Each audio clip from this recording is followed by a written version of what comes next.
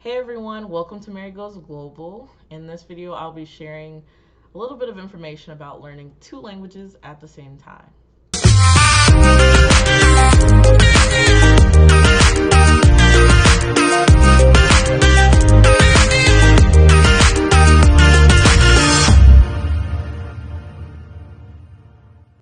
So first, I want to preface by saying yes, it's possible to learn two languages at the same time because that is what I am doing. I'm learning Portuguese and Korean right now, but I do want to say it may not be for everyone. So hopefully this video gives you a little bit of insight and kind of my approach and also things to consider and be aware of when you're learning two languages at the same time, because it may not be for you, it may be for you. Hopefully this video just, gives you a little insight and just is helpful in general for language learners out there.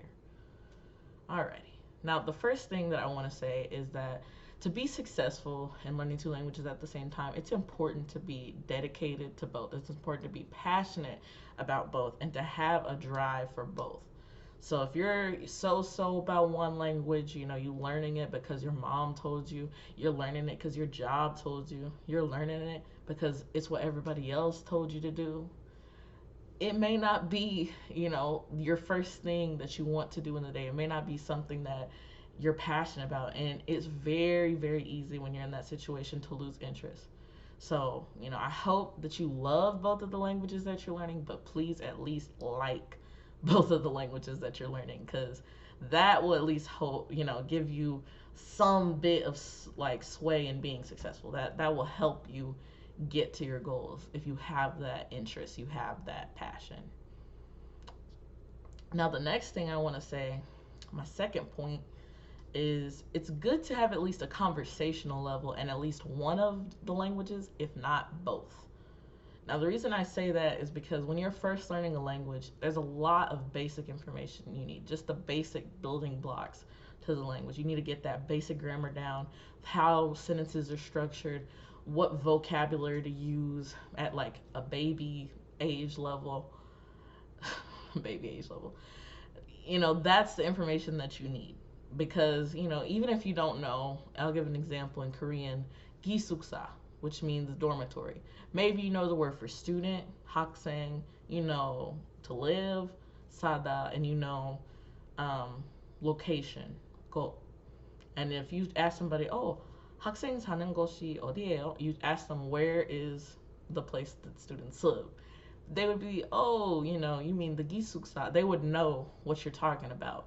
And you'd be able to get your information. But if you don't even have that basic amount, it's really hard to start, like, at least to talk to people, to practice, and also to not maybe lose interest, because if both of your language levels are really low, it's extremely difficult to not lose interest, to me at least. This is my, me speaking from experience, because you really need to focus a lot of time on building just the basic components of that language.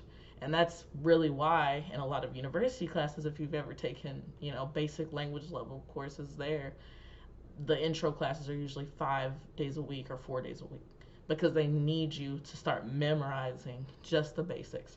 And, the upper level, you're kind of good, so they can make less classes. So that's just my, thing on it. Of course, you can start at a low level, especially if you really have that strong drive and passion, but it might be a little bit more difficult. Now, the third thing is I think it's good to pick two languages that are different from each other. And by that, I mean Spanish and Portuguese, which are two languages that I've learned / am learning.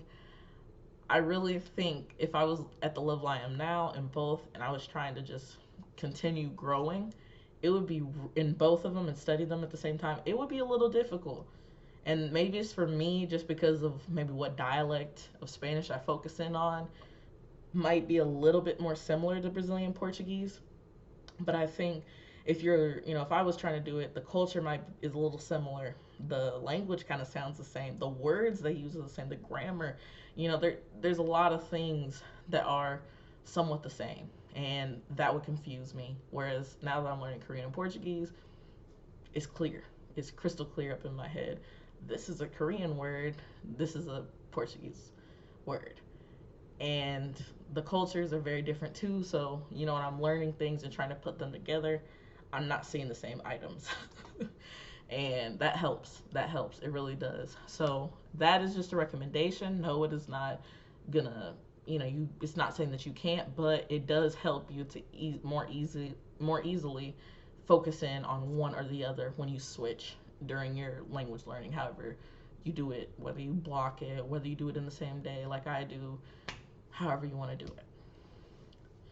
Now, the last thing, my final recommendation to you all, is to combine passive learning and active learning in both languages while you're doing this journey. Because one thing that I think can be difficult is if you don't have, anything outside of just studying the language or one of the languages, maybe even like really outside of just talking to someone in that language. Maybe that'll work, but you don't have something like books that you like in that language. You don't have like news articles or dramas or music that you like with one language, but you do in the other, and that's all you consume. It's just the other language.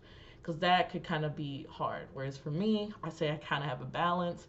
I don't read as much in Portuguese besides articles, but I do like my Korean manhwa, and I watch a lot more Korean dramas, but I'll try to watch Brazilian TikTok and Instagram videos and YouTube videos. So I have a little bit of a balance of both. I'm getting listening, I'm getting, videos, I'm getting some literature slash reading materials, which really helps in the long run because I'm not just focused in on one or the other. So combine them, and try to just have that with you in your daily life and at least consider it. So, well, those are all the tips that I have for you guys today, and I hope that this video has been a little bit helpful and has made you think a little bit more about what it takes to learn two languages at the same time, and maybe ways to be a little bit more successful in the approach that you're using now. So I want to end it today and just say thank you for listening. Please like, subscribe, comment on my channel, and come back for the next video. I hope you're looking forward to it, because I am. Bye, guys.